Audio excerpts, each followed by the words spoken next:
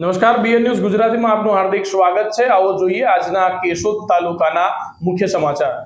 કેશોદના નોજનવાવ ગામે ધાકધમકી આપી દુષ્કર્મ આચરનાર શખ્સ વિરુદ્ધ ફરિયાદ નોંધાઈ। કેશોદ તાલુકાના નોજનવાવ ગામે સગીરાને પોતાના ઘરમાં ધાકધમકી આપી ગત તારીખ 25/2/2024 રાત્રિના 10:30 વાગ્યાથી તથા તારીખ 26/2/2024ના મોડી રાતના નોજનવાવ ગામના જ શખ્સ દ્વારા ડરાવી ધાકધમકી આપી દુષ્કર્મ આચરતા સગીરાએ કેશોદ પોલીસ સ્ટેશનના પોલીસ ઇન્સ્પેક્ટર અનિરુદ્ધસિંહ ગોહિલ સમક્ષ આપવીતી વર્ણવતા સગીરાના વાલીની ફરિયાદ નોંધી ઇન્ડિયન પિનલ કોડની કલમ 376, 506, 450, પોક્સો એક્ટ કલમ 4, 5, 6, 8, 12, જીપી એક્ટ 335 હેઠળ દુષ્કર્મ આચરનાર શખ્સ યાજ્ઞિક ભીખુભાઈ બાબરિયા રહે નોજનવાવ તાલુકો કેશોદ વિરુદ્ધ ગુનો નોંધી તપાસ હાથ ધરવામાં આવી છે।